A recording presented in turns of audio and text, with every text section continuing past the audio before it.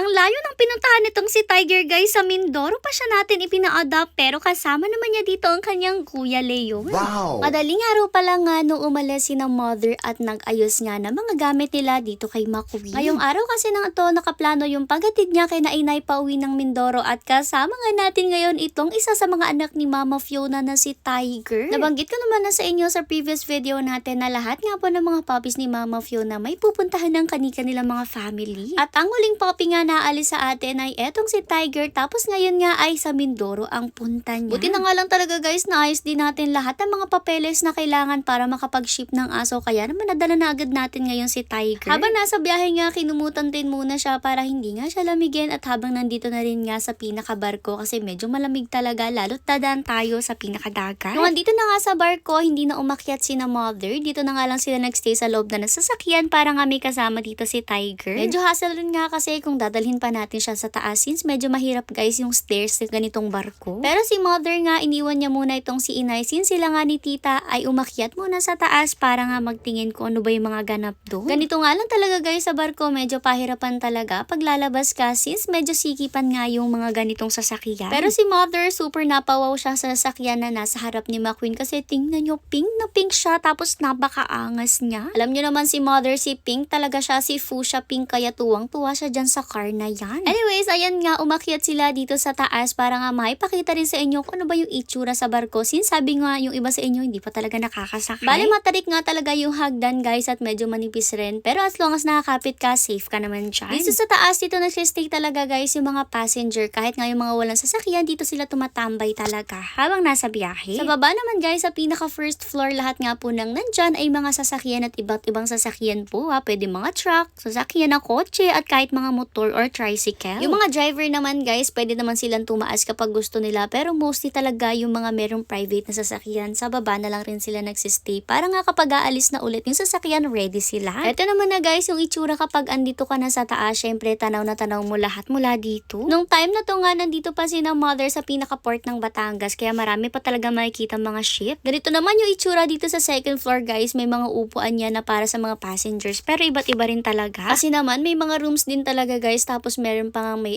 aircon, tapos meron din namang fresh air yung pwede mong mahalangha. Pinapakita pa nga ni mother dyan sa inyo yung iba't ibang mga barko kasi iba't iba rin talaga yung itsura nila, yung mga sizes and shapes. Saglit lang rin namang tumambay at nag-ikot-ikot dito si na mother at talagang inikot niya yung barko guys para maipakita sa inyo yung iba't ibang mga view. Balik kanina nga mga ship yung nakikita nyo, tapos dito naman nakikita nyo na yung pinaka-port of Batangas. Kapag naman ganito mga normal na araw, hindi rin talaga masyadong napupuno ang barko at usually napupuno lang sila kapag marami talaga yung mga nagta-travel. Yun ay tuwing mga mahal na araw, Pasko, yung mga ganong eksena. Anyways, hindi na naman sila nagtagal dyan at bumaba na rin nga sila dito since dito nga sila sa sasakyan magsistay. Yung oras naman ng biyahe guys, depende rin talaga sa barkong masasakyan nyo kung mabilis ba yung barko or hindi. Tapos ganito naman yung eksena kapag magsisibabaan na nga mula sa barko. Bale, una nga talagang pinapababa yung mga walang sasakyan, pero minsan talaga nagkakasabay-sabay na. Tapos yung mga sasakyan naman na nandito sa baba, ayan, isa-isa rin nga silang bumababa mula sa barko since medyo mahirap rin talaga guys yung daan dyan. Naalala ko nga noon nung lumuwas kami ng Mindoro, tapos ang drive ko noon ay tricycle. Medyo nahirapan talaga ako guys pagdaan dyan. Buti na lang yung mga seaman palagi nga silang nakaabang kung kailangan nga ng tulong ng mga passengers nila. Anyways, nung makababa sa barko, eto nga finally nakarating na ulit tayo sa Mindoro. At eto na nga guys, ang Port of Calapan, pero syempre wala nang stopover si na mother. Dahil nga may layo-layo pa rin talaga yung biyahe nila mula sa port, halos ilang oras, 2-3 oras rin, mga ganun guys. Buti na lang talaga matibay-tibay si mother sa mga ganitong biyahe at sanay na rin talaga siya na pauwi-uwi sa Mindoro. Hindi rin nga muna sila dumiretso sa Apitong doon kay Nainay at dito nga muna sila dumiretso sa Pola. Alam nyo naman na to guys, may family rin nga talaga tayo dito sa Pola at palagi talaga nila tayong tinatanggap at gusto nila dadaan rin nga tayo tuwing uuwi ng Mindoro. Napakita ko naman nila sila sa inyo guys sa previous vlog natin at sobrang babait talaga nila at palagi talaga tayong welcome dito sa kanila. Pero hindi rin naman nagtagal si na mother dito at ayan, diretso na rin nga sila sa may Apito. Kailangan na rin kasi talagang makauwi ni inay, pero bago nga sila umuwi, bumili pa nga sila ng pang-ulam na lulutuin nila pag uwi doon. Pagdating naman sa Apitong, syempre ang unang-unang ginawa ni mother ay ibinaba na nga itong si Tiger. Diyos ko, grabe rin talaga ang naging experience niya sa biyahe mula Batangas hanggang Mindoro, pero in fairness, kinaya niya yun. Ang galing niya kasi talagang nakatawid siya ng dagat, o diba? Anyways, dahil medyo hilo-hilo pa siya sa biyahe, hinayaan nga muna siya ni mother dito para kahit papano mahanginan rin nga siya at syempre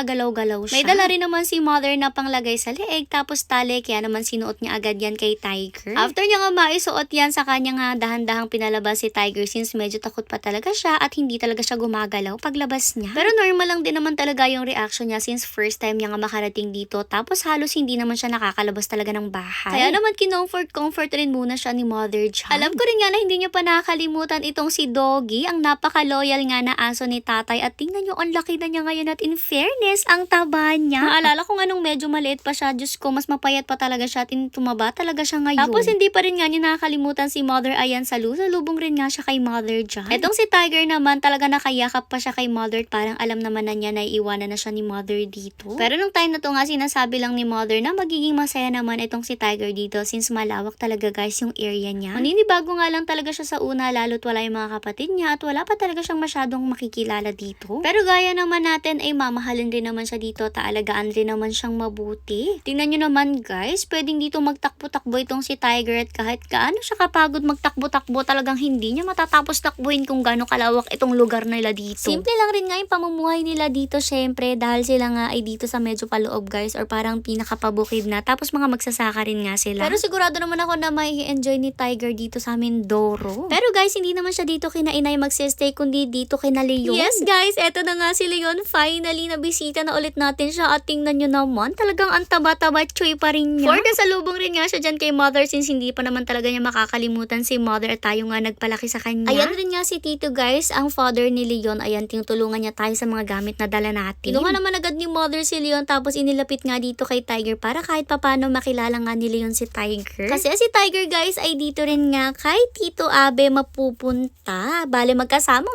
talaga si Leon at si Tiger, kaya naman hoping tayo na magkabati rin sila. Pero itong si Leon naman guys, mabait rin naman siya sa ibang mga aso, kaya feel ko naman ay magiging okay rin sila. Sabi ko nga baka sa susunod na balik natin magkalaro na nga yung dalawa dyan. Lungkuhanin naman nila si Tiger, ewan ko ba kung bakit ginawa nila to. Basta binuhat nga ni Tito Abe si Tiger tapos kasunod nga nila si Mother at si Leon. Tapos kung di ako nagkakamali, 3 to 5 times silang umikot dito sa bahay nila. Habang buhat-buhat pa rin ni Tito si Tiger, o diba feel ko talaga pinapa-familiarize nga ni Tito itong si Tiger dito sa kanila. Which is actually a good thing kasi para rin naman to sa kanya. Para nga syempre masanay na rin siya dito sa lugar na to. Pero kita nyo naman guys talaga kung gaano kalawak dito. O diba mag-i-enjoy sila nila dito magkulit-kulitan. At ang maganda pa dyan guys, mas papagandahin pa ni Tito to since nag-uumpisa pa lang talaga siya mag-farm.